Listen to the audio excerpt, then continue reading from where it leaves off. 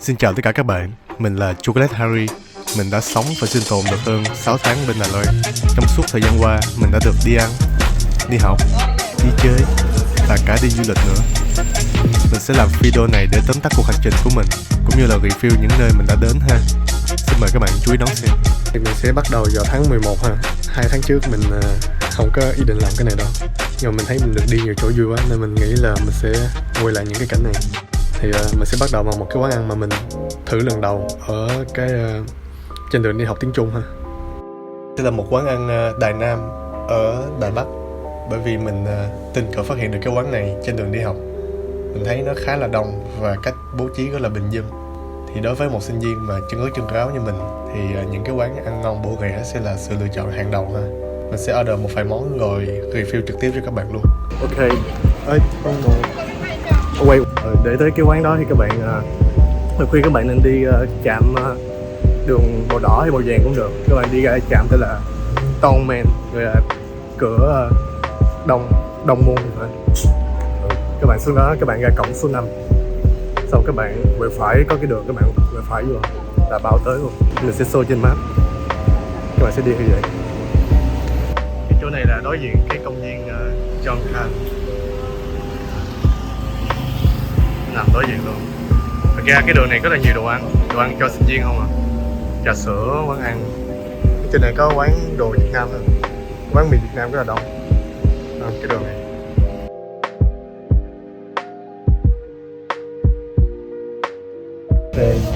để order đồ ăn ở đây thì các bạn người ta sẽ phát cho một cái tờ giấy trong vậy. Thì bạn sẽ có một cái bút, thì các bạn nhìn theo cái món các bạn thích. Đây là cái ô chữ số. Thường mình không có biết món gì hết, mình coi theo cái giá trên đó. Thì ví dụ các bạn muốn một thì các bạn ghi vậy. Ở đây người ta không có ghi số nhưng mà người ta ghi vậy. Đây là số 1, đây là 2, đây là 3, đây là 4. Có là 3 number 4. Nhớ nha, nếu mà muốn order phải ghi số 5 trong giây. 1, 2, 3, 5. Đồ ở đây là phải đồ phục vụ hết nha. Nói chung người ta có sẵn hết rồi. Người ta có đồ.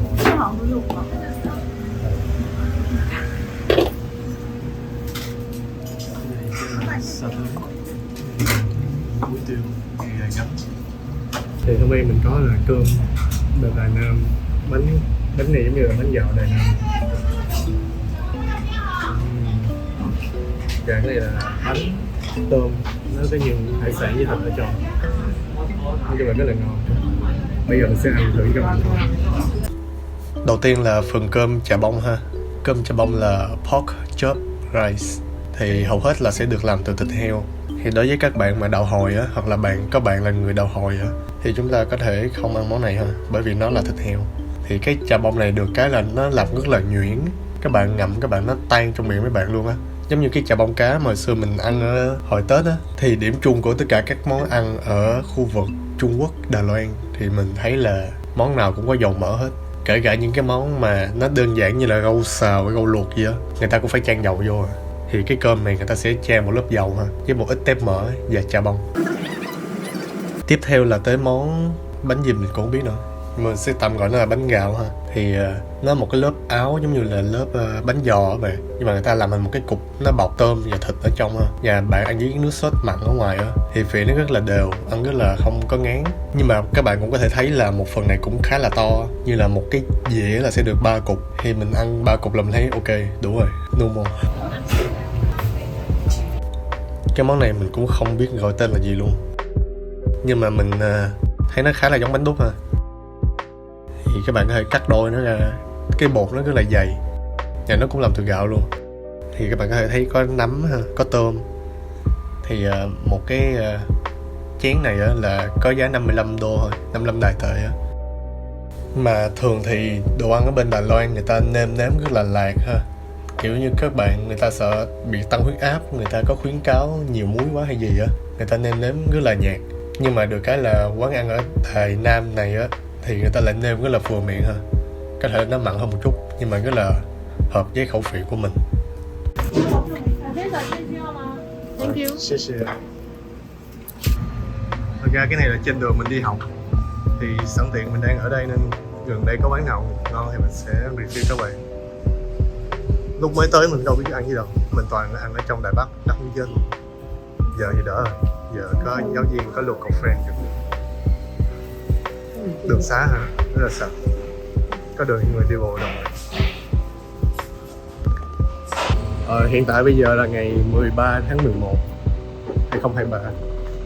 Thời tiết bây giờ đang là 18 độ, các bạn thấy không? Nó đã có gió lạnh mà nó không có mặt trời nữa, nó còn lạnh ác nữa. Mình phải mặc 2 lớp áo, lạnh chân.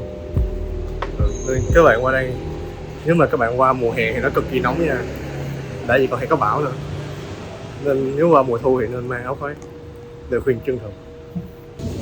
Ok, hiện tại bây giờ là 20 độ tháng 11, thì hôm nay mình sẽ dẫn các bạn đi tới Tam Xoay, còn gọi là Đàm Thủy, bằng một đường tàu điện. Đầu tiên thì mấy bạn cần cái thẻ đi tàu điện nha. Cái thẻ này là East Card, mình có thể mua ở bên 7-Eleven. Người ta còn bán mấy cái móc khóa nữa, nó cũng có chức năng tương tự để đi tàu điện. Mình thì mình có thẻ sinh viên, cái này nó cũng thích hợp luôn. Hình như là mấy cái thẻ tàu điện các bạn có thể dùng cái thẻ ngân hàng luôn. Đây, cái này East Card, cái này đi tàu điện, mua đồ ở 7-Eleven đồ cũng được. Ok, bây giờ là sẽ đi ra ngoài. Các bạn nào mà đang học ở bên Đài Loan hoặc là đã từng du lịch ở Đài Loan á, thì chắc hẳn sẽ biết cái khu Tam Xoay ha. Thì hầu hết mọi người chỉ biết khúc Tam Xoay là có cái cảng thôi, có cái cầu đồ á. Nhưng mà nó còn có 2 chỗ nữa, đó là Bali và biển Salun. Để đi xuống ga tàu điện ngầm thì người ta có xây mấy cái cổng nhỏ nhỏ giống vậy rồi. Mình cứ đi xuống rồi. Ở đây cũng có cái nữa, cứ đi bộ xuống là xuống. Cái này cũng hên xui, cái chỗ nó có thang máy, cái thang máy là phải đi bộ đi về. Cái này là cái ga dưới lòng đất, nên các bạn thì được cái là nếu mà mấy bạn đi dưới đây thì nó sẽ không có bị nắng mưa. Bù lại là mình thấy nó tốn thời gian hơn, tại phải đi lên đi xuống hơi nhiều. Ở đây người ta bán đồ đủ thứ. Ok, bây giờ là đến một cái trạm vô cái đó. Các bạn thấy là mấy máy không? Các bạn lấy cái thẻ, các bạn chạm vô, nó hiện tiền bây giờ. Ui, đó giờ là xong. Nó có cái vị trí này, đi tới Tam Xoay này. Nó thường đặt tên mấy cái trạm theo cái ga cuối cùng á. Cái này thời gian. Trời, giờ mình sẽ đi thang máy xuống. Ở đây có một số tầng, dù mình đi xuống với 2 tầng lầu đây, sẽ có một số cái thang máy nó đi hẳn 2 tầng luôn. Còn một số cái thang máy nó đi 1 tầng thôi. Và thấy văn hóa xếp hạng người ta. Văn hóa xếp hạng người ta là lúc nào cũng đứng bên trái hết rồi, bên phải chứ. Trừ cái đèn bên trái, để cho ai mà có vội người ta sẽ đi. Thì giống như người ta đứng bên phải hơn, ai vội thì có thể đi bộ bên trái. Cái bên này là nó đi qua Tam Xoay nè, còn cái này thì nó đi hướng ngược lại, thì mình cũng dễ đi ha. Thật sự này thì bây giờ mình cứ qua bên này mình đứng xếp hàng thôi. Mình xếp hàng mình đứng theo cái line người ta hướng dẫn sẵn.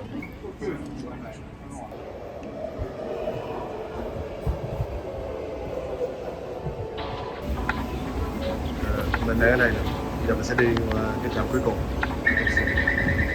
Thì hôm nay mình sẽ dẫn các bạn đi biển Salun ha. Thì thật ra mình cũng là một người bị say tàu xe. Các bạn biết là thường là do cái mùi á, kiểu như lên cái xe bus hay cái chiếc taxi nó hay có cái mùi á, thì do cái mùi đó thì mình mới kiểu bị choáng say đồ. Thì mình khẳng định luôn là cái tàu MRT này á là hoàn toàn không có mùi. Thứ hai là nếu cái ghế nó nằm dọc á thì các bạn nên ngồi xoay mặt về hướng tàu chạy ha, đừng có ngồi ngược lại, nó rất là dễ bị nhức đầu. Thỉnh thoảng có mấy cái tàu nó sẽ dừng lại trước khi tới trạm á mấy bạn, mục đích là để bảo trì hay là để đổi đường ray gì đó, thì mình sẽ phải xuống rồi mình bắt cái chuyến tiếp theo ha. Thường mình thấy là cái trạm màu đỏ là hay có mấy cái chuyến giống như vậy, nhưng mà mình xuống mình đợi chuyến tiếp theo.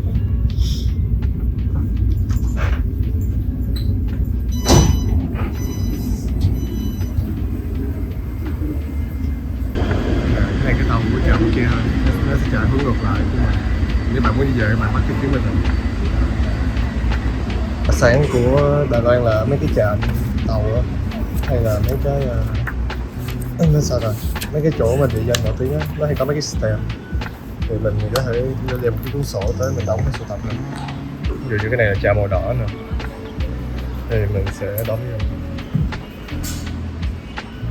Thường là chạm màu đỏ nó sẽ màu đó, có mấy cái chạm nó hai chạm với nhau thì nó sẽ nó sẽ để lại màu. Này cái đoạn này thì nó có một cái line màu hồng, nó dẫn sang Bê Tô ha, khu suối nước nóng á. Này các bạn thấy nha, đó ở bên này thì các bạn muốn đi cái ga nào thì cứ đi bộ hay cái cầu thang rồi lên tới cái trạm đó là được. Nói chung cái này cũng dễ đi rồi, chỉ là nó bự quá nên các bạn dễ bị gói thôi, chứ mình bình tĩnh là mình sẽ đi được hết. Cái trạm là cái trạm cuối cùng đó là núi Doi này, thì nó thường đặt tên cái trạm hướng đi đó là cái trạm cuối.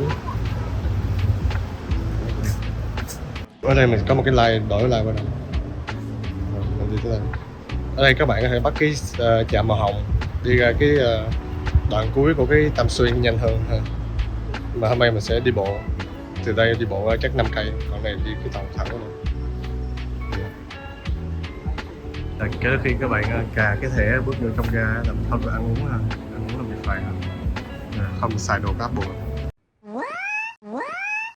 không được ăn uống. Rồi mình vừa mới xuống cái trạm Tam Xuyên ha, thì tổng tiền vé là 60 đô Đài. Thì nếu mà các bạn tới đây các bạn mà có thời gian á, các bạn có thể đi giống mình. Thì mình khuyên các bạn nên đi bộ dọc theo cái bờ biển giống như mình cũng đi nè. Nó tốn khoảng 4-5 cây, nhưng mà trải nghiệm rất là vui, tại vì mình có dừng ở nhiều chỗ chụp hình rất là đẹp. Mình sẽ quay cho bạn coi. Mình mới đi bộ khỏi ga được một xíu ha. Bây giờ các bạn cứ theo bản đồ, các bạn đi dọc theo này là sẽ có rất nhiều chỗ để chụp hình, quán ăn, đường phố để các bạn coi. Xong nó bự chưa rồi.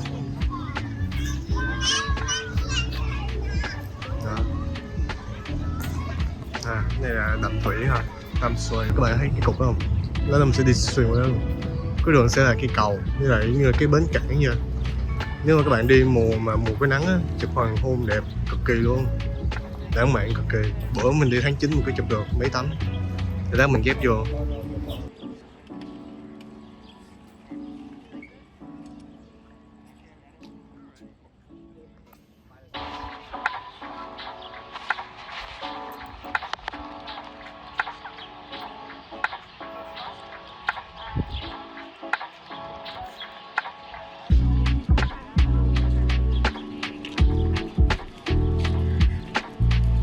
Cái này vẫn là sông ha, phía sông nước mặn ngọt, trên nước lợ.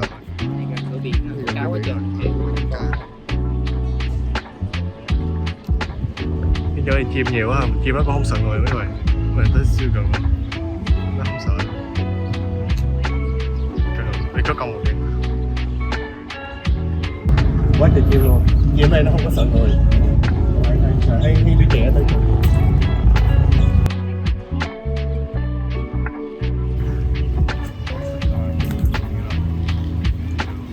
Ở đây có mấy cái chỗ bán đồ ăn street food địa phương nữa, có khu chơi game. Rồi các bạn cứ đi dọc đường này hoài cho mình tới cuối luôn, đã là không có phí đâu. Ok, cái đám bạn mình nó nóng dữ quá, nó rồi hơn cây kem siêu dài các bạn. Cũng ok. 你好，双喜哦。哎，双喜呢，大小都有。How much for one?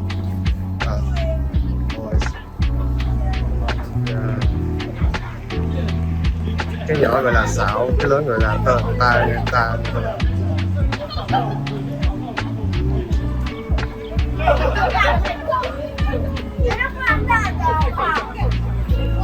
Xie xie老婆。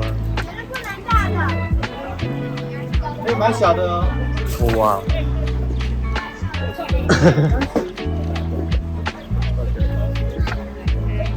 A few moments later. Like that.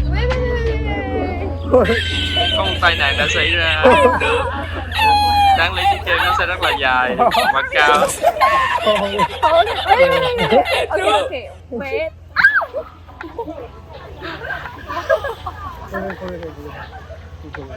Here. Okay.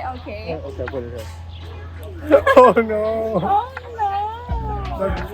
Chứ còn phải dừng video lại để cho mọi người xử lý chứ đúng. After 5 seconds. I will show you a shoot look like this.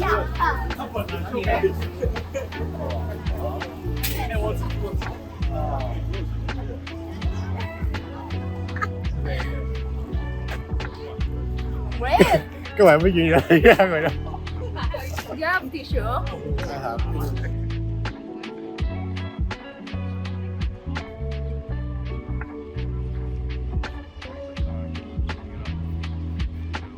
Đây là một trong những chỗ chụp hình đẹp nhất của cái Đà Lạt, của cái Tam Xoay này nha các bạn. Đẹp ha. Lên hình là bá cháy luôn. Ở đây nó có chữ này. Đây là một trong 8 chỗ đẹp nhất ở đây. Nè, y chang luôn thấy không? Lên hình đẹp lắm. Để mình chỉnh màu xíu. Nè, y chang luôn thấy không? Lên hình đẹp lắm.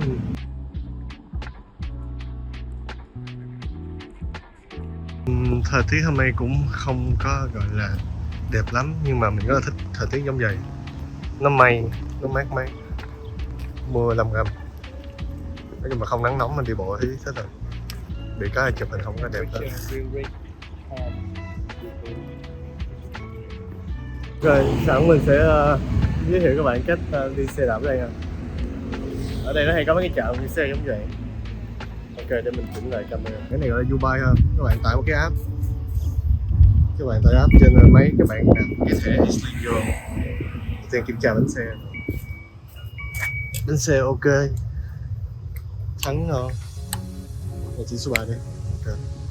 Rồi, để thẻ vô. Rồi đó. Nâng yên lên rồi. Cái này nâng lên. Cái này cao hết mất rồi. Ok, rồi xe đi. Đó. Mấy bạn kia đi xe bus là mình sẽ đi bộ, mình sẽ đi xe đạp. Xe đạp đi chung đường với người đi bộ nha. Các bạn thấy người đi bộ đi đâu, đi xe đạp đó. Ok. Mấy bạn đừng có giờ đi dụ em giống mình nha. Nguy hiểm lắm. Mà tại đường này vắng, chúng ta không sao. Nó đạp xe nó sẽ giống vậy. Khá là chill. You take video for him. Okay, nice. Các bạn nhớ lúc nãy mình chỉ trên map là gần tới cái trạm cuối cùng của Tam Xoay á, là sẽ có một cái đường tàu màu hồng, nó tên là Hồng Silin không? Cái này là một trong những cái trạm dừng chân của nó. Thì cái tàu điện này á, đây là cái đường vô ha. Nó không có cái cổng mà nó chỉ có hai cái cục để check in, check out thôi. Thì nếu các bạn đi vô á, các bạn tap cái thẻ vô đây. Còn nếu mà các bạn đi ra thì các bạn tap vô cái màu đỏ, các bạn mới ra được. Có thể các bạn không tap, bạn đi vô cũng được, nhưng mà làm như vậy rất là kỳ ha. Bởi vì cái là văn hóa rồi. Thì cái này nó cũng có hai bên ha. Một bên để đi tới và một bên để đi về. Oh no, hết chỗ trả xe rồi mấy bạn. Thực ra mình có thể lên Google Maps hay là mình tải cái app á, mình coi, mình kiểm tra trước những cái dock của nó còn trống không hả. Mình quên kiểm tra để kiếm chỗ khác.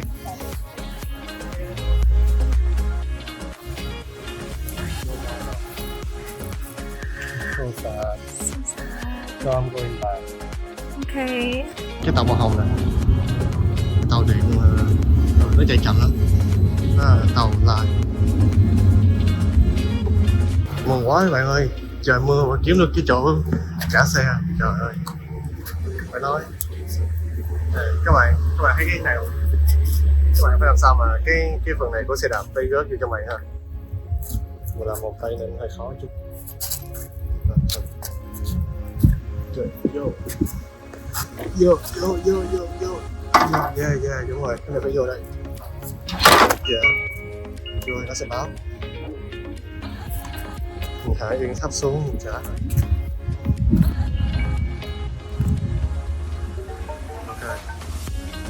finally.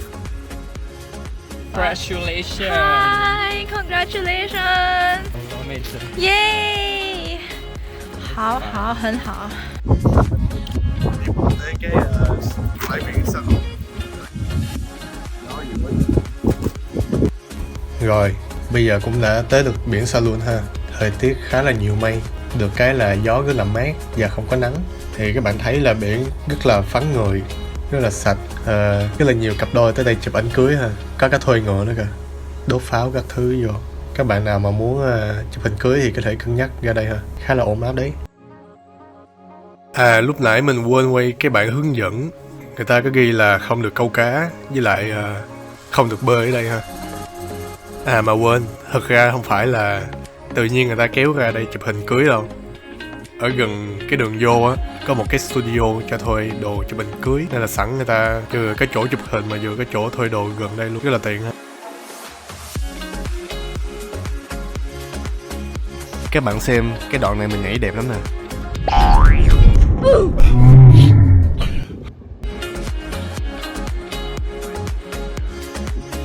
Đúng, đó là con ngựa chắc là đẹp nhất trong cuộc đời mình từng thấy luôn á.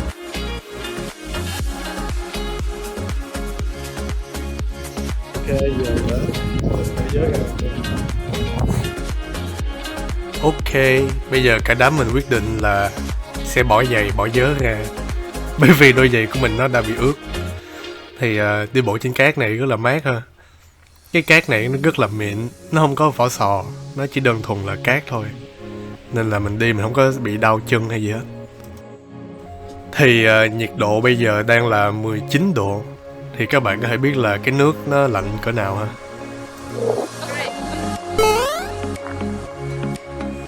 Mình có đọc trên mạng á, nó ghi là cái màu sắc của cát á phụ thuộc vào cái thành phần trong nó. Thì những cái mảnh màu trắng như các bạn thấy á là thường là do vỏ sò, do những cái mà có gốc từ đá vôi á, nó bị nhuyễn ra, nó bị sóng đánh thành những cái hạt nhỏ thì nó sẽ tụ lại trên cát ha, như các bạn nhìn thấy nè. Nhưng mà mình được cái là các bạn sờ vào những cái hạt này nó vẫn rất là mịn, và sóng nó đánh vô á, cái nó thành những cái hoa văn trên biển á, nhìn từ xa rất là đẹp ha. Mà mình phải công nhận với các bạn là những cái bờ biển á nó vắng người và các bạn thấy được hết cái đường chân trời á, lên ảnh rất là đẹp, chụp hình đẹp, quay phim cũng đẹp, quay vlog cũng đẹp, quay chụp hình cưới đồ xịn sò. Các bạn có thể thắc mắc là tại sao không thấy con dã tràng hay là con chim nào hết. Mình cũng thắc mắc y chang vậy, và mình nghĩ là chắc do thời tiết nó lạnh quá. Nhưng mà nó không hề có một con dã tràng nào luôn, nghĩa là dù thời tiết có ấm lên nó cũng không có luôn. Chắc là do vị trí địa lý ha.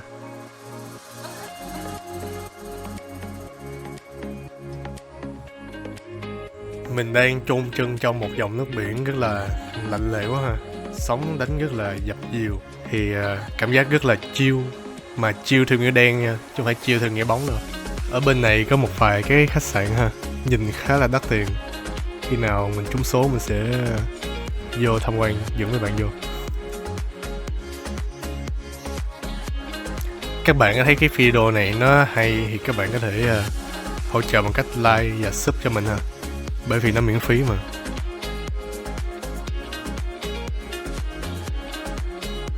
Đoạn này không biết hai anh em mình quay cái gì mà cứ đứng lên ngồi xuống. Thật ra cái video cũng không ra gì luôn.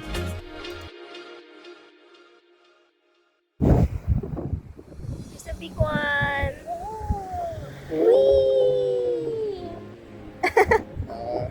How No. Why are you running? Why are you running?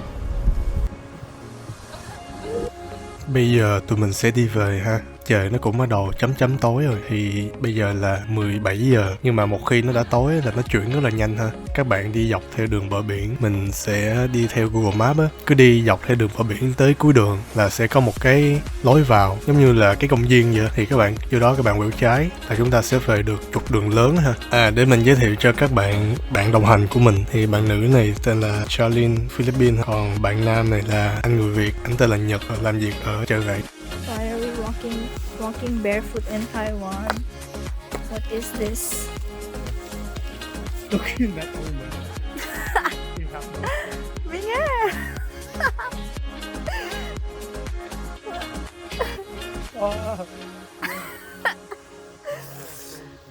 Yeah.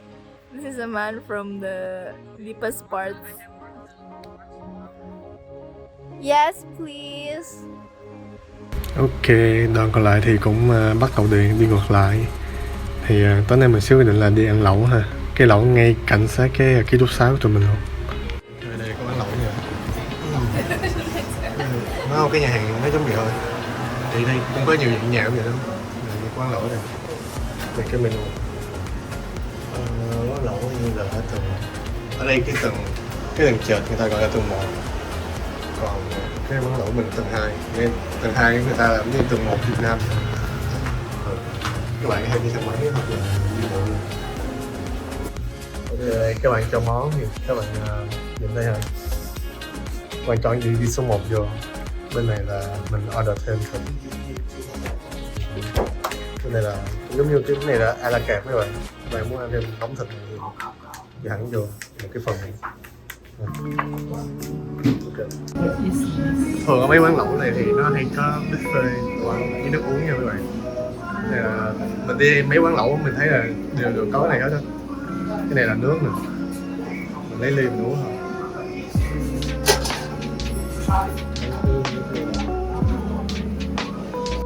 Thì những cái quán lẩu ở Đài Loan thì thường nó sẽ giống vậy ha, là các bạn tới nơi các bạn order một cái phần lẩu, còn lại những cái đồ ăn mà nó để ngoài đây á là miễn phí hết, bao gồm đồ ăn khai vị nè, mấy cái bánh snack hay là mấy cái mì gói hay là nước uống hay là kem trái cây tráng miệng là miễn phí hết, nó đã bao gồm trong cái giá rồi.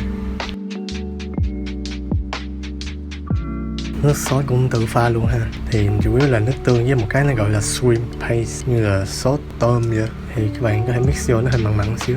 Còn đây là kem tráng miệng, vừa có kem cây mà vừa có kem hũ ha. Ở bên này thì có chè, cái này là hạt thật ra mình cũng không biết cách phân biệt hạt é hay là hạt chiên nha, chỉ khi nào ăn thì mới biết được.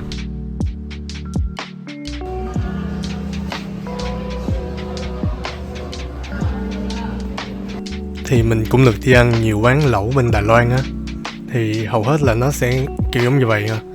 Đồ ăn khai vị, cơm, bánh snack là miễn phí hết, các bạn ăn tới no cũng được nữa. Thì mình mới vô mình sẽ ăn một vài món khai vị trước, rồi xong ăn lẩu, rồi ăn tráng miệng ha. Nghĩ cái này là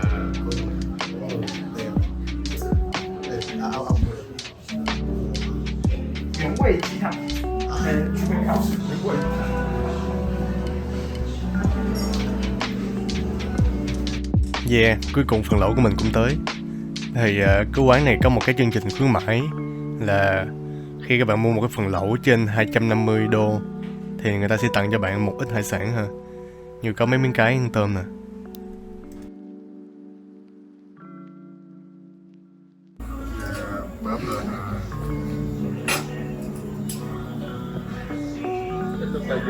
Anh này order lẩu chicken soup.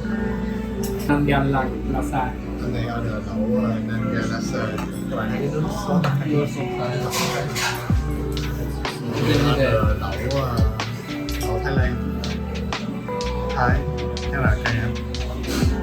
Cantonese pepper. Order Cantonese pepper. Anh bạn này order cái lẩu Cantonese pepper sauce. Thì mỗi lần các bạn thấy cái chữ Cantonese nghĩa là nó là Hồng Kông hả? Ok, sorry mấy bạn, giờ mới có thời gian để coi lại cái menu này. Thì cái bạn này nãy bạn order chicken soup, trang hình luôn hả?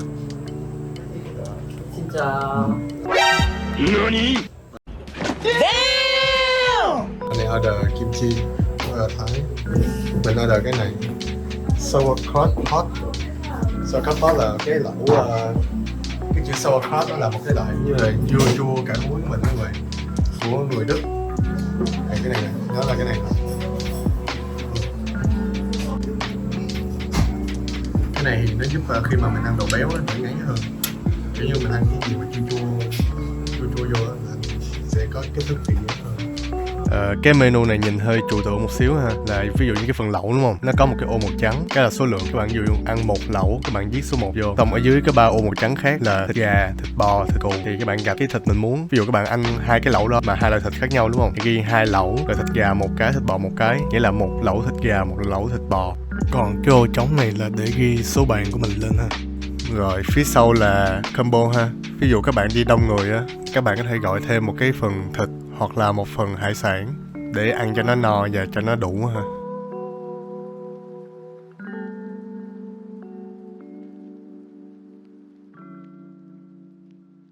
This and then you do not want, and you do this also, and then you do not want. My friend Ryan, bạn này order cái ly sữa hạnh nhân. Sữa hạnh nhân nghe rất là hay ha. Và mùi giống như là cái keo mà dán ống nước mấy bạn. Ông mới nói mùi giống xà bông kìa. Mình uống thử thì đúng là nó có vị hạnh nhân rồi.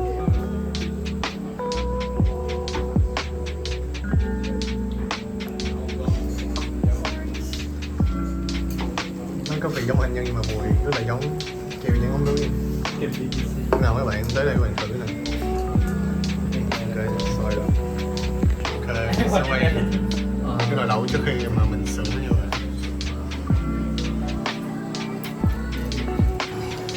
Rồi cái này là blood cake, là cái là bánh huyết vậy mà nó làm bánh mình không ăn lên.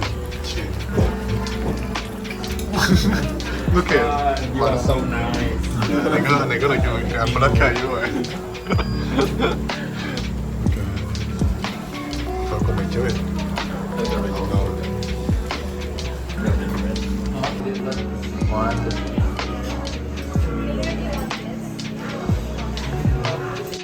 Cái cục này nó là chả cua chứ không phải thanh cua hả? Nó khá là mềm và nó không có ngọt. À, có thể các bạn không để ý chứ Đài Loan nó là một cái đảo, nên là những cái món như là thịt bò hay là những cái món mà đóng gói này nọ của những công ty nước ngoài á là đều phải nhập khẩu hết, nên số lượng bán rất là ít và giá thì lại rất là cao.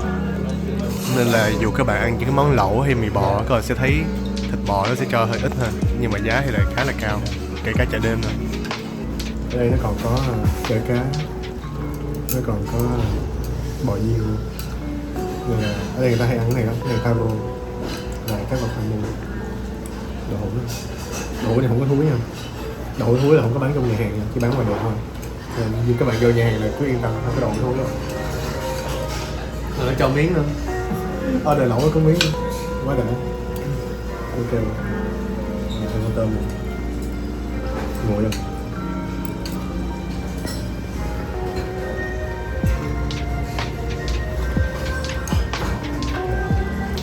Trời lạnh mà ăn lẩu rồi, không phải gì bằng. Đây, mình ăn xong rồi, bây giờ mình sẽ ăn tráng miệng thôi. Cái gì ngon? Nó mềm hết trơn rồi. Mềm nữa rồi. Đây cứng nè. Đây này.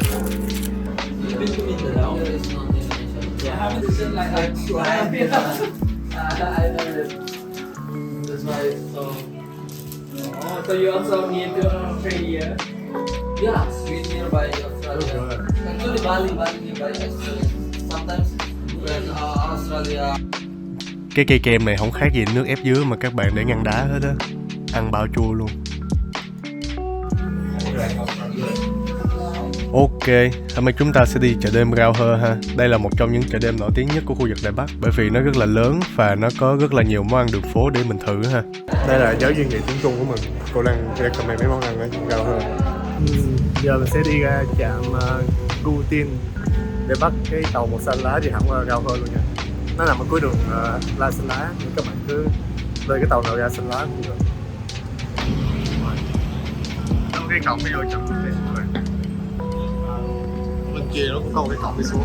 Nói chung cái nào theo được. Cái ghế này người ta thiết kế dành cho có 3 người thôi, nhưng mà tại vì đang rất là đông, với lại đường khá là xa, nên là tụi mình nhét 4 mọi người lên cái ghế luôn. Cái này là do hoàn cảnh đưa đẩy nha. Mình vừa mới xuống thấy nó các bạn xuống. Đây là lối này.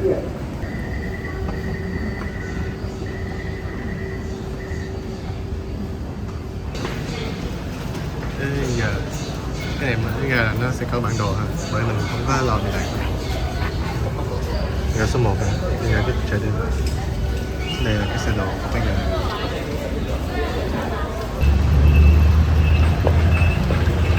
Cái này là cái đền các bạn, mình lên chơi về quẹo phải xíu nữa thì thấy cái cổng chợ này đẹp không? Mình nãy mới nói lộn á, không phải quẹo phải, quẹo trái. Không trời này.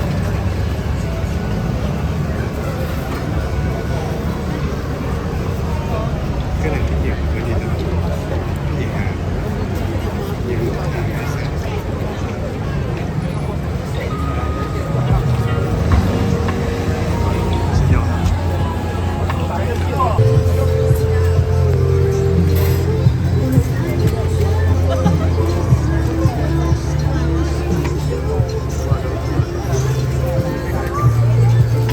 hiện giờ thời tiết đang là 15 độ C ha, nhưng mà ở đây người ta nấu ăn cũng nhiều quá, với lại đông người đi lại nên là nó cũng ấm hơn ở ngoài kia.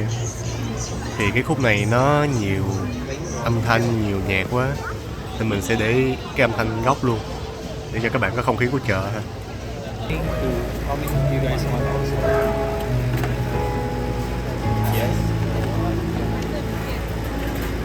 Cũng hơi là mình có nhiều người nên ở đây tụi mình mua đồ ăn xong tụi mình xe nhau ăn ha. Cái này cái bánh bao nữa. Ok, let's try. Ready?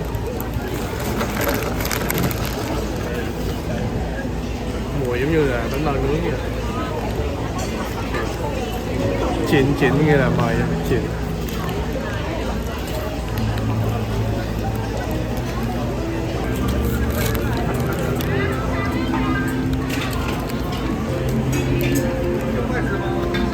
Cánh trúng cá nhân mấy bạn.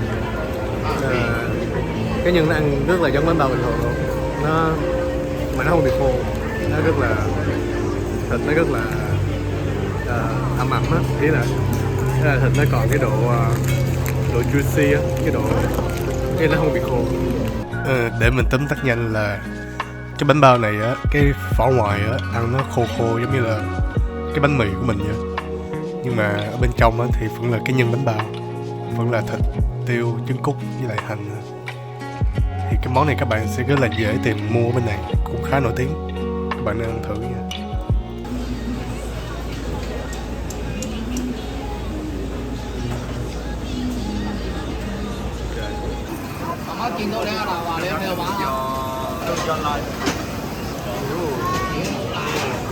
Bên này có cái nhà hàng gì ngon quá nè. Cũng ngon á. Rồi, đi lên trên. Đây người ta xếp hàng mua cái gì quá trời. Đồ nướng. Chơi là anh ăn nướng là đồ best luôn mấy bạn. Mực nướng này chắc ngon. Mình sẽ mua cái phần này.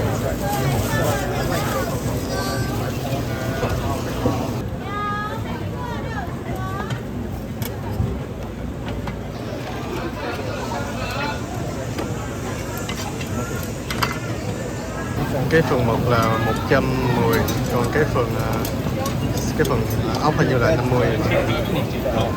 Đúng rồi, không phải. Phần mực là 110, phần ốc là 50 nha.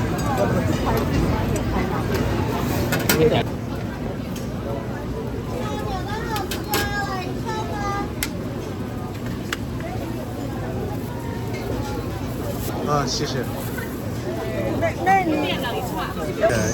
Ok. It's time to unbox. Tới giờ khui đồ ăn mấy bạn ơi.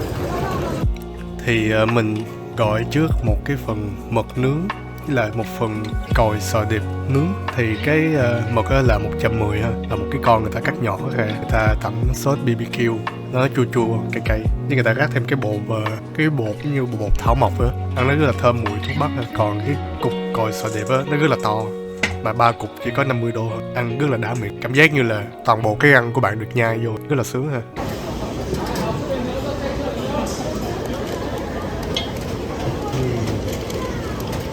Cái mùi mực rất là thơm nha, nó vị rất là giống như là mực nướng, nhưng mà mực nướng kiểu BBQ các bạn. Cái sốt này nó hơi chua cay. Cái vị sốt BBQ này nó hơi đặc trưng là chua với cay nha. Thường mấy bạn suy nghĩ nó mặn với ngọt, nhưng mà mình thấy nó chua với cay.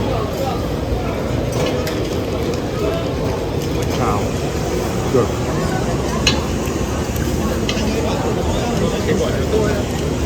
Cái này nãy mình mua mình thật sự không biết này là gì hết các bạn. Ăn thử.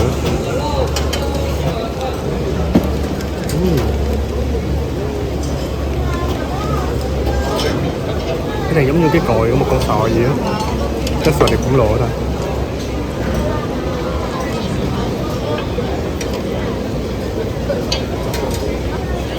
Cái này siêu ngon mấy bạn ơi. Chỉ có 50 rồi. 50 đô cho 3 cục. Khủng khiếp. Em thấy nhỉ?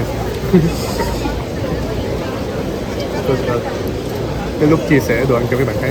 Nhưng mà cái này ngon nha. Thích cái này. Ok. Cái này là kẹo mạch nha, nó đóng hình cái thịt nữa các bạn ơi.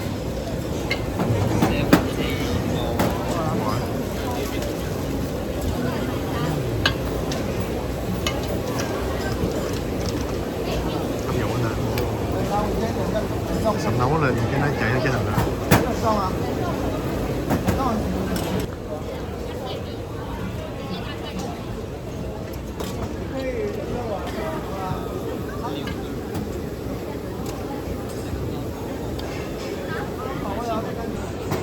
Thằng bạn mình nó mua cái này các bạn. Cái kẹo này là cái cục này. Còn cái kẹo màu vàng này là cái khác nữa. Nó mua cái này. They have different flavor.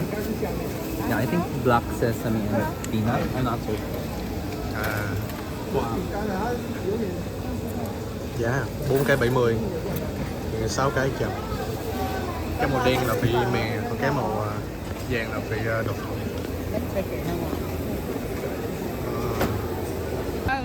Okay, I'm getting Taiwan. Okay, one. 40. 对，自己拿。 谢谢。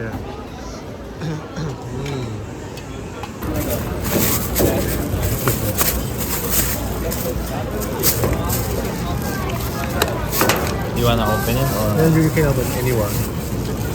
Kẹo nữa rồi. So steamy. Yeah. Thật ra mình cũng chưa biết cái này cái gì nữa. Nhưng mà trước mắt nó sẽ rất là nóng.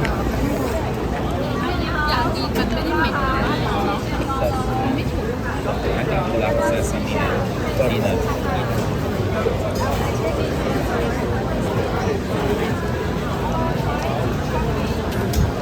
Cái này giống như là nếp đó các bạn.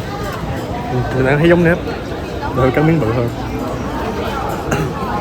Thì ở Đài Bắc á, ở đây người ta có rất là nhiều chợ đêm ha. Nếu mà các bạn đi mỗi ngày một cái chợ đêm thì ít nhất là phải 2 tuần các bạn mới đi gần hết. Thì ở mỗi chợ đêm á, thời gian các bạn dùng ở đây là khoảng từ 1 tiếng rưỡi đến 2 tiếng rưỡi ha. Bao gồm cái thời gian ăn uống, nhưng mà cũng tùy vào cái khoảng cách nữa.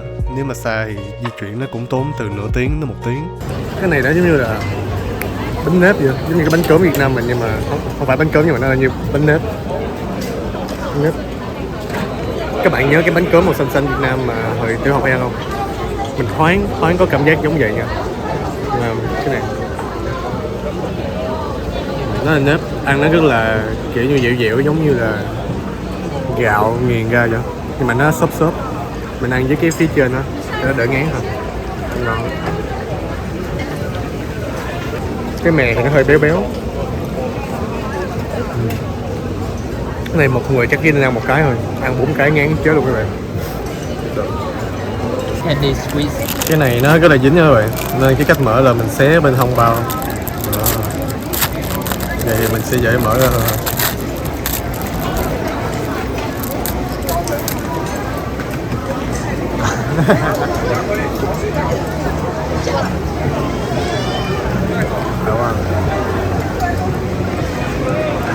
Ok, mình sẽ ăn một cái phần của Đài Bắc trước.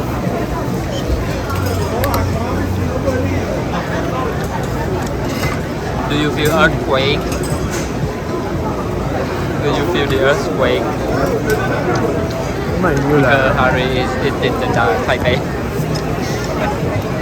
mình không giỏi diễn đạt lắm, mình không biết cái này nó giống mạch nha hay giống đường đâu nữa rồi. Mà nói chung cái này là đường, các bạn nhìn các bạn cũng thấy là nó là đường. Ngon á, hơi cứng. Bạn nào thích ăn giả thì đừng ăn nha, nó dính răng nhiều lắm.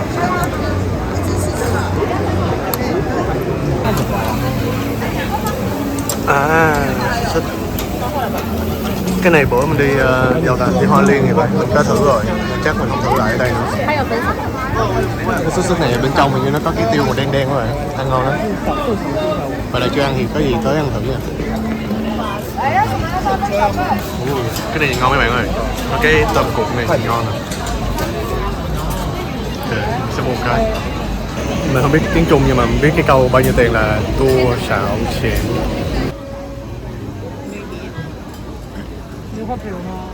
Sao mình mua tôm mà phải cho nhiều quá?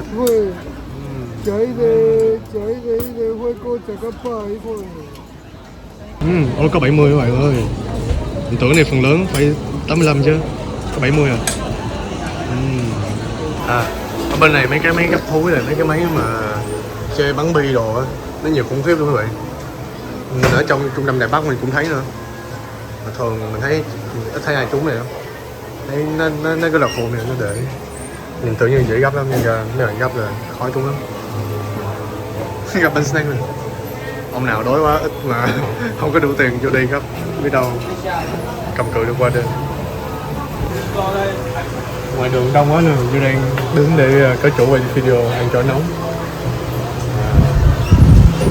Thường mình không thích ăn cay nhưng mà bà đã xịt tương ớt vô rồi. Này chắc là tôm cuộn bánh tráng hả? Ra cái này là tôm cuộn đậu hũ ki ha. Cái món này các bạn vô các nhà hàng người Hoa các bạn thấy cũng khá là phổ biến á, ăn rất là ngon. Cái món này ăn dễ ghiền lắm, cái vỏ ngoài rất là giòn giòn, còn cái bên trong tôm nó vừa miệng vừa dai ha. Này những bạn nhìn các bạn biết nó ngon luôn rồi đúng không? Mình khỏi phải diễn tả ha. Này cái này dễ ăn. Cái 75 mà, quá trời.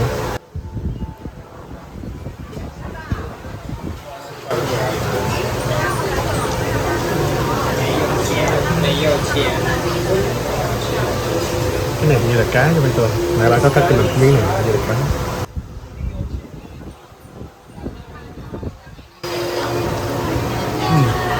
Chả cá. Nó cũng phải tròi chả cá. Đó. Ok, mình biết là cái này sẽ là hơi bị lãng phí rồi. Nhưng thôi, gì trải nghiệm.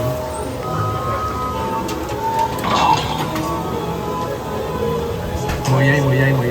Go. Cái này nó sắp rớt rồi. 10 giây nó mẹo này. What the hell? Các bạn thấy mình bị tư bản bóc lột như thế nào chưa? Okay, let's go. Mấy cái trò này khó trúng lắm. Các bạn chơi một lần cho biết thôi, đừng chơi lại, không giờ thắng được.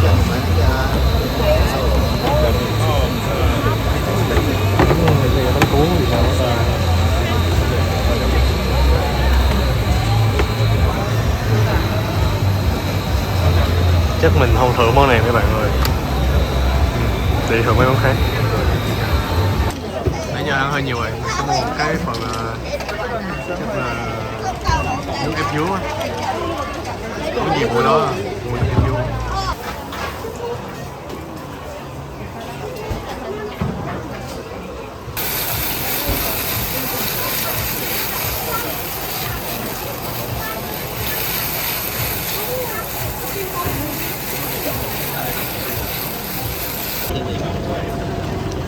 Cái ly này là 500ml nha mấy bạn. Đợi cũng hơi lâu á, chắc là do thiếu nhân lực nhiều quá.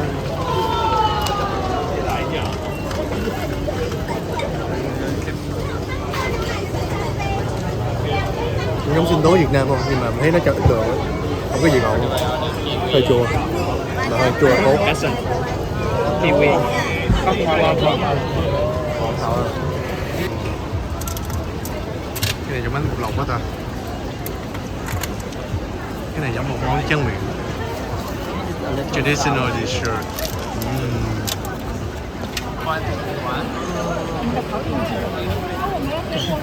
Cái bắp nướng này bữa mình ăn ở chợ Sĩ Linh rồi, Sĩ Lâm này thấy nó hơi đắt nhưng mà ăn cũng bình thường. Nếu mấy bạn cứ ăn thử nha, tùy cảm nhận nhưng mà mình ăn rồi thấy nó cũng bình thường.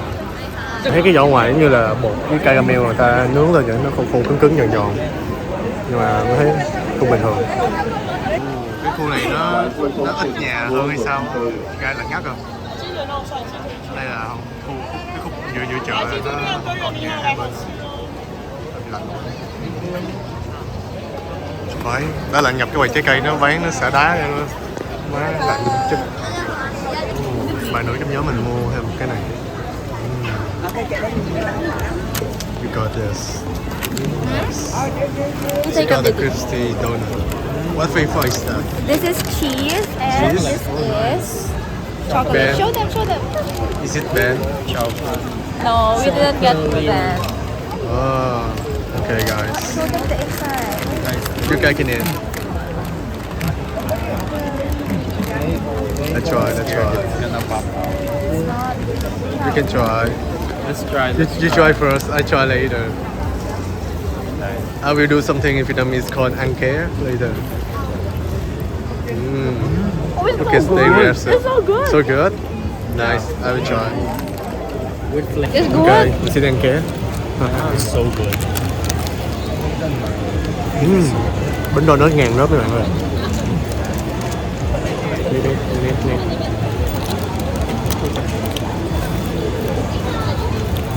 So good. Can I try the cheese one? You should have one.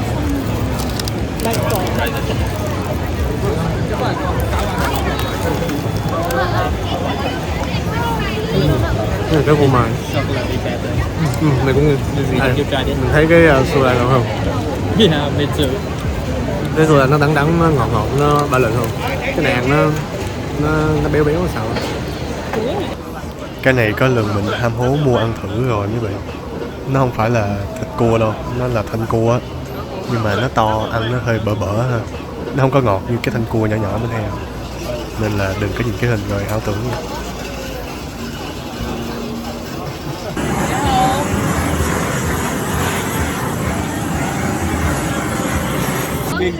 So big.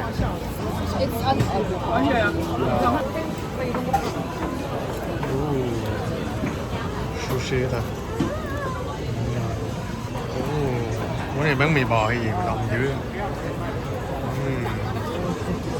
Này cái dây đồng á. Nên mình sẽ thử. The dome doesn't include the cream.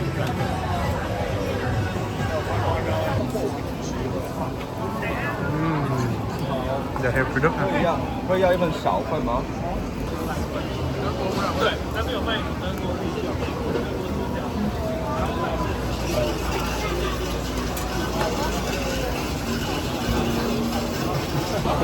Người ta có chậu cây đóng hộp mấy bạn ơi.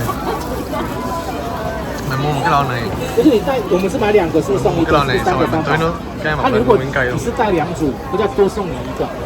对，等于就是送你7个600。对，他喜欢你可以自己自己选。300块。对，一个150、200都送你嘛。那你只要带2组，会再多送你1个，就是7个600块。对，这是勿忘草，勿忘草的话是这个，这个是勿忘草。那我们这个卖低。 Cuối cùng mình cũng tìm được cái quán mà bà cô bà giới thiệu mấy bạn ơi. Cái này giống như là bánh bao kẹp, nhưng mà theo lời bà cô miêu tả là cái bánh bao nó có cả ngàn lớp. Cái gì? Chị xe. Bánh nó có nhiều lớp giống vậy các bạn. 谢谢你，要几个？红烧肉加魔超。 Tụi mình order một cái trứng với một cái đậu khao bi này, nó giống như đậu nành các bạn. Các bạn Google search thấy nó như đậu nành vậy. Sure. It's not. Okay. Đây hình như ở đây cái chợ đậu xài cái bao giống nhau á. It's just 14 outside. Bánh bao nghìn lớp. Cái này là cái bò với cái đậu khao bi. Smell good.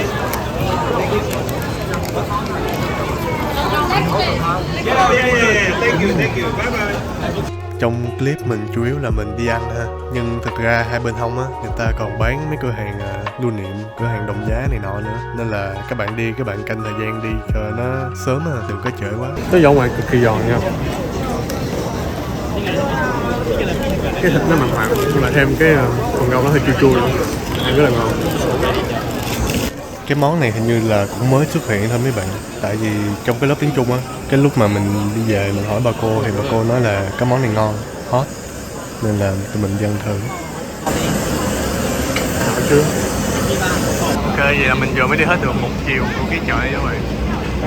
Đó, bây giờ mình sẽ đi cái vòng ngược lại.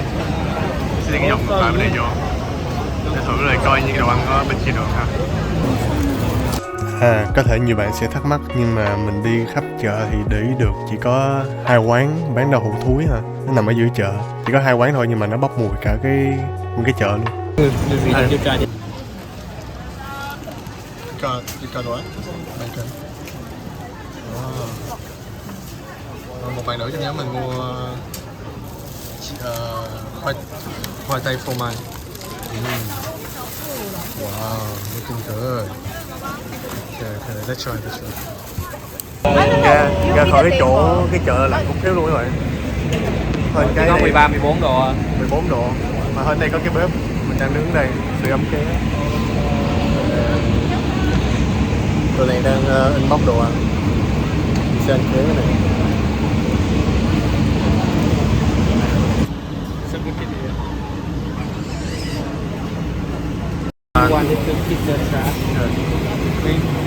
Cái bạn này cho mình ăn trước. Cái này nó là khoai tây phô mai với lại is this ham? Bacon. Bacon. Thịt ba rọi.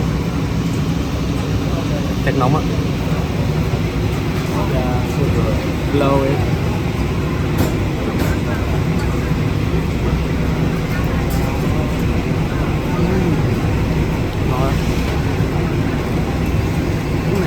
Khoai tây như khoai tây nghiền nữa, ăn rất là ngon, khá là ngon, này rất là dễ ăn rồi. Trời mà lạnh ăn cái này là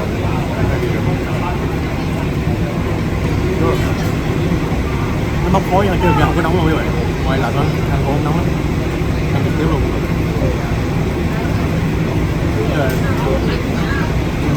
Ok.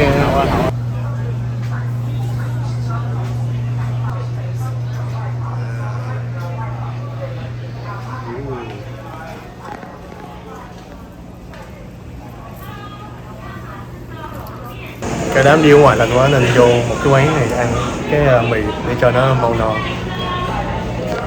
Cái này là mì signature. Cái đoạn này cái clip lúc ăn về nhà mình thấy đâu mất tiêu luôn. Nên là các bạn nhìn hình các bạn tưởng tượng giùm mình ha. Cái này là quán đồ ăn Indonesia thì nó mặn mặn cay cay. Nói chung là cũng dễ ăn. Nó là một loại mì xào. Oh my god, what the fuck. Cái này hết sức nhạy cảm, mình phải trên so nó lại mới được. Mình không biết các bạn thấy sao chứ mình thấy cái món nào mà các bạn bỏ hành vô á là nó sẽ có một cái mùi rất là nồng, nó lứng đi cái vị nguyên bản của món ăn ha. Có thể các bạn không biết chứ hồi nhỏ ở nhà mình luyện phóng phi tiêu hơi bị chuẩn nha. Các bạn thấy không, cái mẹo là các bạn ném nó cong như một cái hình vagabond không? Nhìn rất là đơn giản ha.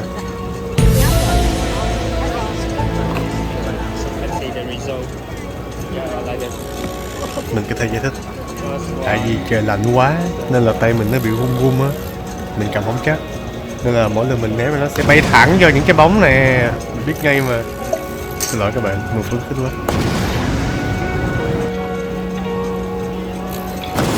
Wow.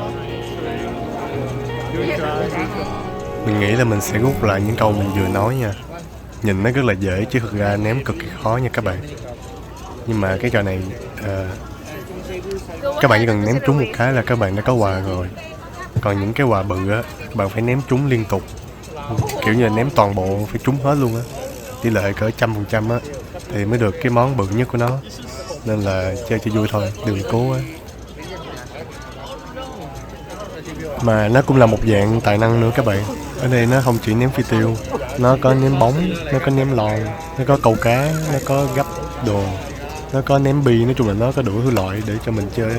Thì bạn có tài năng trong cái lĩnh vực nào á thì mình khuyên là cũng nên thử cho biết vui rồi. Quên giới thiệu dàn nhiên nhạc phụ. Bạn này tên là Richard, này là người Philippines ha. Bạn này là một trong những bạn thân nhất của mình trong cái nhóm mình đi học lần này á. Bạn này khá là vui tính và cũng khá là trầm tính luôn. Thì nói chung là với cái tỷ lệ trúng thần thánh của tụi mình á thì món quà nó được đựng trong một cái bao rất là lớn ha. Và tụi mình được chọn một trong những cái ở trong cái bao đó. Thì hình như là ném dưới 6 cái là được nằm trong cái danh sách này á. Còn như mình nói á, muốn mà trúng được cái con bự á là phải ném trúng 10 cái hay 12 cái gì á. chứ, nằm mơ quá. Nhưng mà thật ra mình cố tình ném trúng ít á, tại vì mấy con nhỏ nhỏ nhìn nó mới dễ thương mấy bạn, mấy con to nhìn nó hầm hố, nhìn nó xấu lắm. Cái con nhỏ nè, vừa tiện mang về nè, không quá nặng, dễ bỏ túi nè, dễ vệ sinh nè, nói chung là mình tính hết trơn rồi. trên hào rồi.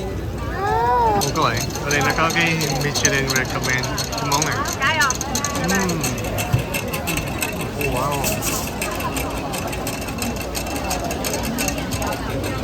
Mình mua thử cái này ăn luôn nha mấy bạn.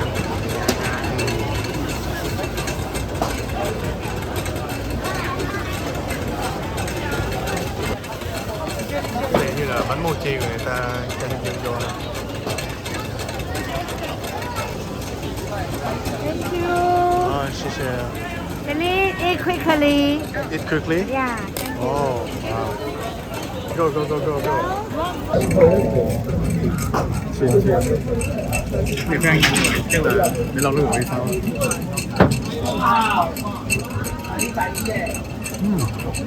Good.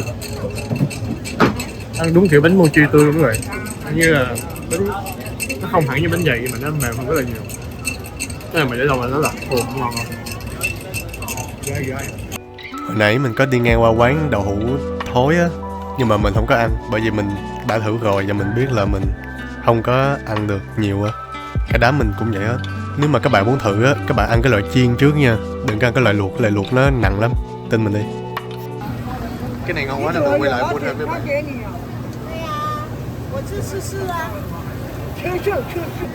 Mình để ý thì thấy thật ra bên nước ngoài cũng ít người biết ăn ốc lắm các bạn. Ốc sông hay ốc biển gì đó tụi nó cũng như nhau hết á, nó đều gọi chung là snail hết. Thì sò nó sẽ ăn, nhưng mà ốc á thì rất là kén người ăn thôi.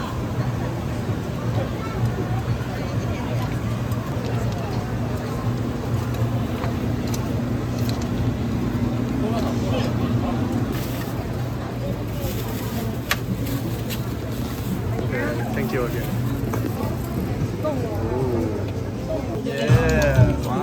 Let's try guys. Okay. Giờ sẽ thử ăn ốc nha các bạn. Mình cũng biết này ốc gì nữa. Chứ ăn hơi cách truyền thống gì sao nè.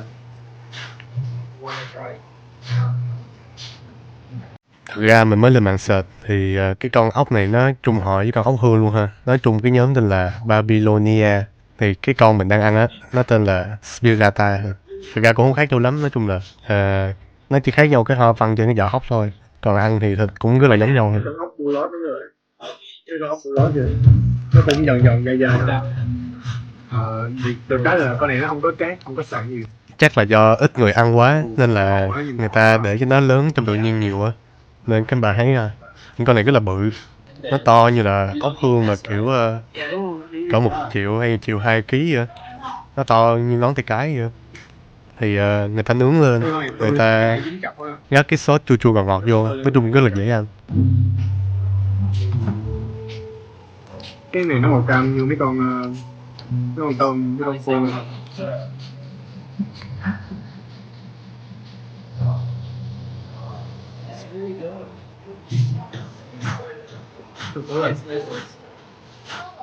Là 100 đô được cũng nhiều á.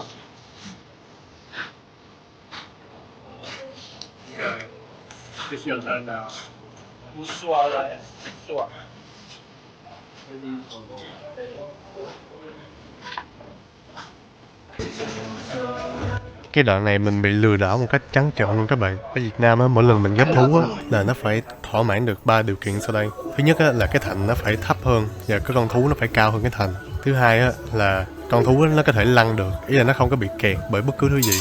Và cái cuối cùng á là giá tiền phải rẻ, kiểu như các bạn tốn tầm 3-4 thẻ các bạn gấp được á thì chơi. Còn lần này thì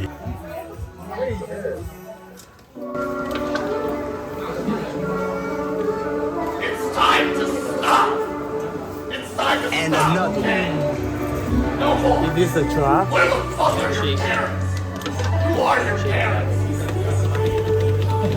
thực ra cái cách để gấp thú á là mình gấp một cái đầu của nó, mình tìm cách để cho nó đứng lên, kiểu như các bạn làm cho nó lăn á, rồi từ từ nó sẽ lăn vô cái hố, hoặc là các bạn gấp lên rồi nó rớt xuống, nó tưng á, nó nảy vô cái hố luôn. Thì đó là lý thuyết nhưng mà mình đã thực hành và thành công ở Việt Nam.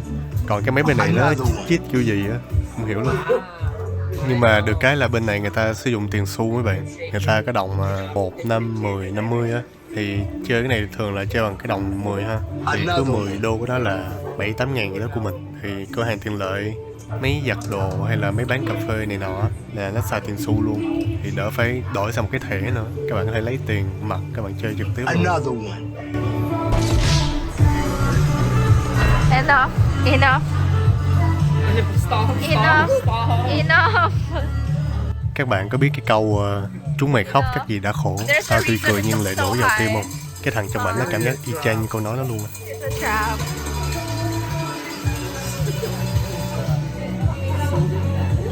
Có một điều thú vị là các bạn có thấy cái cổng ngay đó không?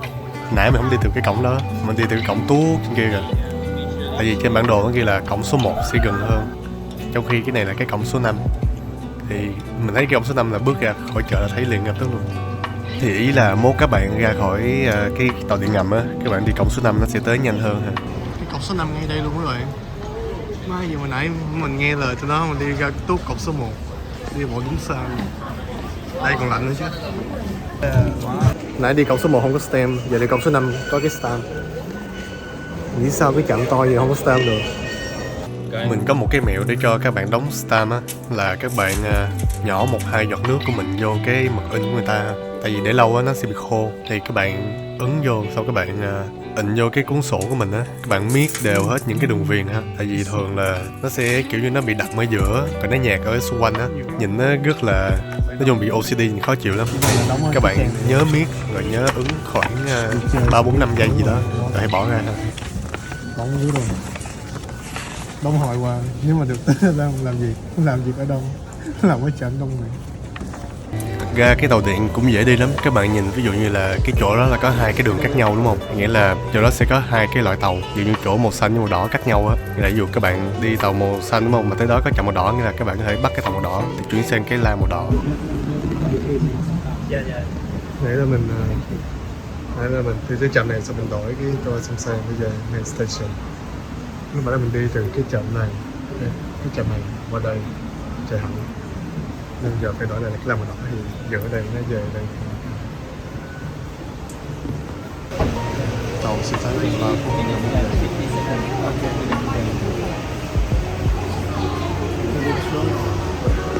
Em mắc cười rồi bạn. Cái này là cái main station. Mình đi ở đây kiểu như từ ngày đầu tiên là đã xài cái này rồi. Nhưng mà tới giờ vẫn chưa có cái mộc của cái nó. Rồi, về cái tàu điện hay còn được gọi là MRT ha, thì cái này người ta mở cửa từ 6 giờ sáng cho tới 12 giờ đêm. Thì cái ga tàu nó cũng vậy luôn. Sau 12 giờ đêm là nó sẽ đóng cửa lại ha. Thì mỗi ngày sẽ có một số giờ cao điểm, ví dụ như là cỡ 7 giờ tới 10 giờ. Kiểu như giờ đó nhiều người sử dụng tàu á, nên là người ta sẽ tăng cường cái chuyến tàu ha. Ví dụ các bạn đợi tầm 3 đến 5 phút là sẽ có một chuyến nó chạy tới liền luôn. Còn sau những giờ cao điểm á thì nó sẽ ít tàu lại, thì mỗi lần là sẽ đợi lâu hơn, ví dụ như 10-15 phút gì đó. Thì có một số ngày giống như là ngày lễ, Tết, Noel gì á, nó sẽ tăng cái thời gian mở cửa hoạt động của mấy cái ga tàu ha. Đợt mình đi Noel là nó ghi là mở cửa tới 3 giờ đêm rồi, nên là các bạn nhớ canh thời gian ha. Rồi, cái này mình ước gì mình biết sớm hơn ha. Cái này gọi là 7-Eleven sale, nghĩa là sau 8 giờ hoặc 9 giờ tối á, đồ ăn trong ngày nó sẽ được giảm giá tới 65% lần á. Những cái như là cơm nắm, rồi bánh sandwich hay là trái cây á là sale hết luôn. Thì các bạn nào mà tiết kiệm á hoặc là sinh viên á là sẽ mua ở đây ha. Hôm nay chuối cũng on sale mấy bạn. Chuối có mấy cái nhiệt chín rồi. Mấy cái chín lá thì nó sale. Nếu như các bạn thấy video của mình hay và bổ ích, các bạn có thể giúp mình bằng cách like và sub ha. Bởi vì nó là miễn phí. Làm ơn luôn. Mình sẽ còn lên những video giống vậy trong vài tuần tới nữa, bởi vì mỗi tuần mình sẽ đi mỗi một nơi khác nhau á. Mình xin cảm ơn và hẹn gặp lại các bạn vào những video sau nhé.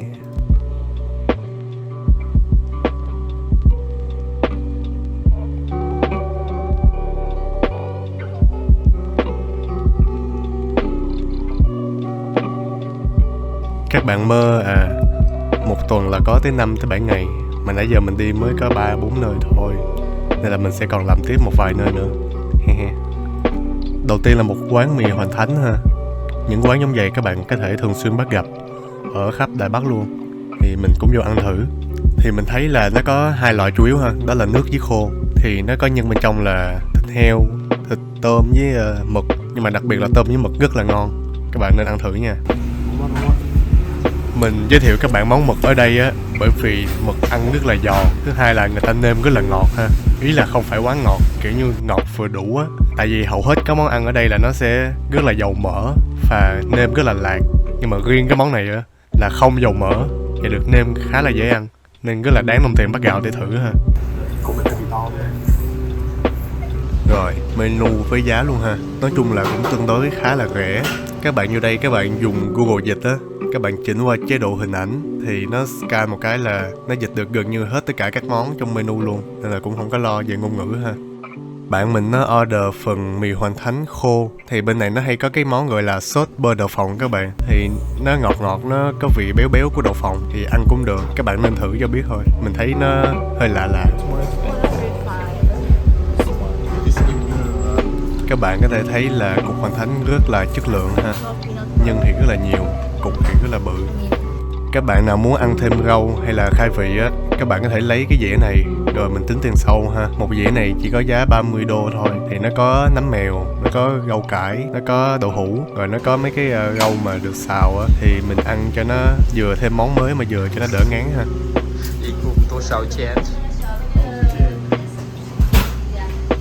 Vô trong mấy cái cửa hàng như vậy rồi nó rất là ấm nha. Ở ngoài lạnh mà vô đây cực kỳ ấm. Còn cái này rất là hay. Ở trong 7-Eleven nó sẽ có mấy cái món dán nhãn rồi thấy không? Là cứ sau 8 giờ tới hình như 3 giờ sáng hay sao nó sẽ giảm 65%. Mấy này đồ ăn trong ngày rồi. Cái cửa hàng này cửa hàng gì mà nó giảm quá trời giảm luôn rồi.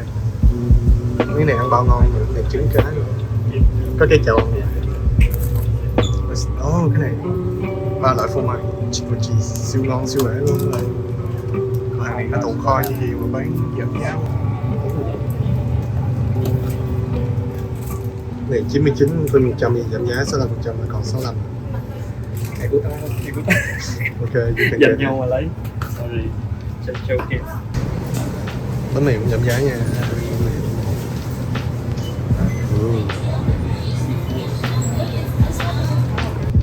Lâu lâu có mấy cái trái cây cũng giảm.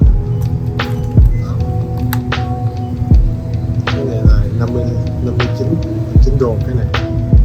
65%. Không mừng. Nếu bạn mà muốn tồn tại bên này để đi chơi nhiều thì các bạn nên mua đồ giảm giá nha. Đợi sau 8 giờ mua này mai ăn sáng. Mua hết tấm này mai ăn trưa. Chắc mình sẽ biết cái này. Sao bên đây mọc như nấm các bạn ơi. Qua này cái nào mà giảm giá bạn đọc kỹ. Ví dụ như nó hay có giảm giá mùa 1 tặng mùa 1 rồi có mấy cái mua 2 cái giảm giá. Cái giá thứ 2 sẽ rẻ hơn cái thứ 1. Giống vậy. Thường là mấy cái lon nước nó hay giảm giá. Nè, ví dụ như cái này là mua một cái là 35, mua 2 cái thì còn 55 thôi. Ở bên này là có tá lả là trà luôn các bạn. Mỗi một ngày các bạn uống một chai trà của nó là phải tốn chắc cả tháng mới hết luôn á. Nó có trà đóng chai, trà sữa đóng chai. Mà mình khuyên các bạn nên uống loại ít đường hoặc là không đường nha. Bởi vì các loại mà có đường á, nó ngọt gắt lắm, rất là khó chịu. Bên này có nước suối này. Thì chủ yếu mình coi giá tiền để mình biết được cái mức sống của bên này ha. 18 đô Đài là đâu đó khoảng chắc cũng 10.000 tới 12.000 của mình á. Các bạn có nhớ mấy cái thẻ đi tàu điện ngầm không? Ở đây nó bán đủ thứ loại ha, đủ thứ nhân vật hết, nó collab này nọ. Một cái thẻ này là giá từ 100 đô, có lúc giảm giá thì còn 50 đô. Nhưng mà chỉ là cái thẻ nha, không có tiền ở trong. Nè, mấy cái móc khóa này nó cũng là thẻ đi tàu điện luôn mấy bạn. Nó có chức năng y chang như cái thẻ luôn, nhưng mà với dạng móc khóa ha. Nhìn thấy cái nào cũng muốn mua, muốn sưu tập á. Nhưng thực ra các bạn chỉ cần một cái là các bạn đủ xài rồi. Mất công phải nạp tiền nhiều cái, uổng lắm. Rồi, cái chỗ này là quầy đồ ăn ha. Thì các bạn muốn mua khoai nướng hay là trứng luộc gì á, các bạn tự lấy hộp, các bạn tự gắp bỏ vô và đem ra tính tiền ha. Ở một số cửa hàng á thì nó sẽ hỏi các bạn là có muốn quay bua nghĩa là lò phi sống, nghĩa là các bạn có muốn hâm nóng đồ ăn không. Một số chỗ thì người ta chỉ để cái lò đó rồi các bạn tự hâm thôi. Cái này nó bị lỗi hay gì trời, tự nhiên giá 120 tăng lên 130. Có giảm giá tăng giá mới ghê chứ.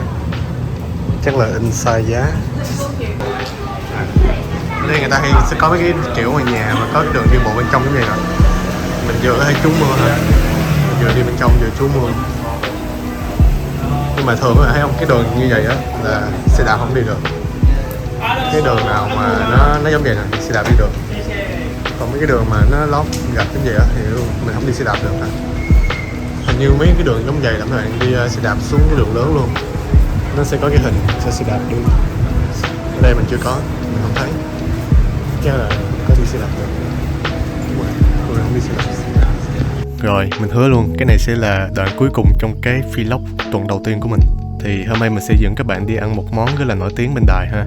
Đó là món mì bò. Món này thì các bạn rất là dễ tìm được các cửa hàng bán ha. Nó giống như là phở Việt Nam vậy.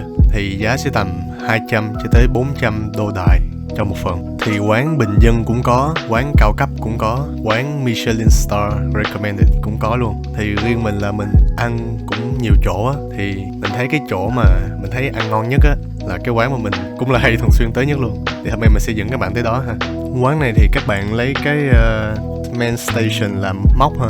Thì có một cái đường lớn bên tay phải của nó.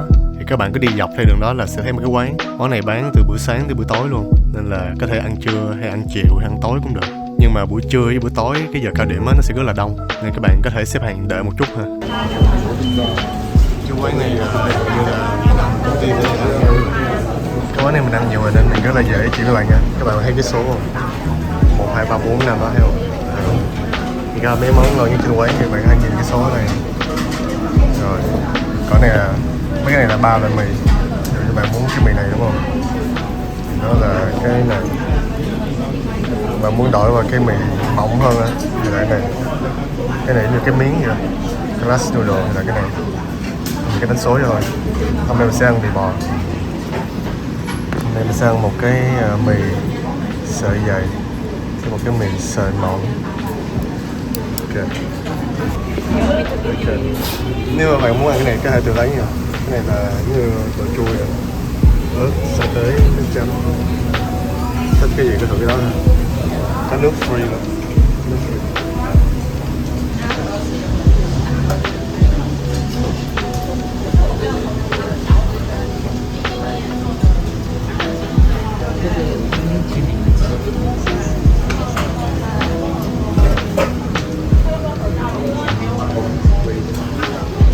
Cái này ông chủ của mình, vậy mình là khách hàng thân thiện.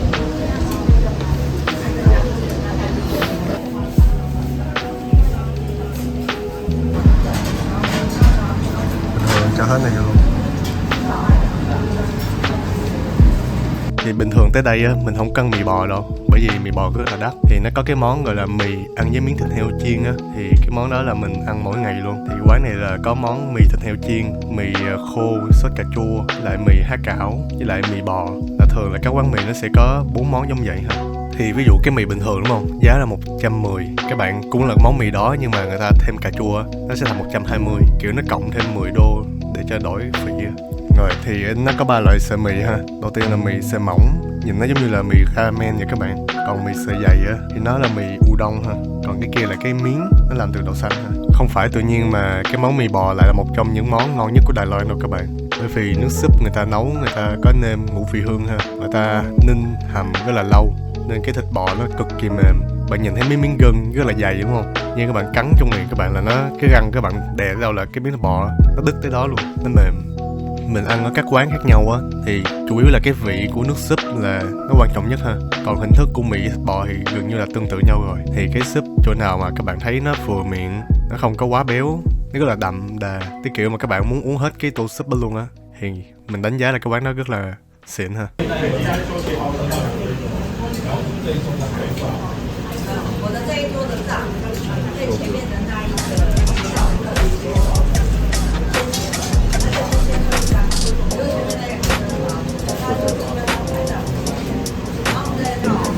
Muốn mấy bạn đi ăn nhớ coi kỹ menu nha. Tại vì cái bò này rất là đắt.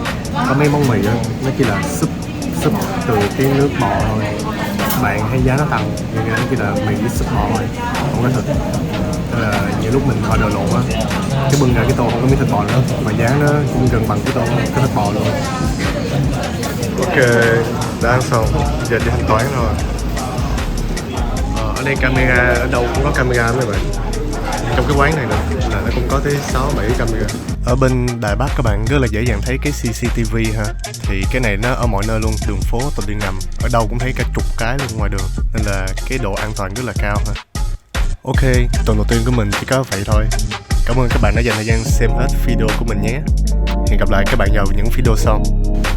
Okay, I'm in the park. This is my local friend. So this is the change in the autumn. It's still rain. Yeah, some look like this. Hey, wait from me.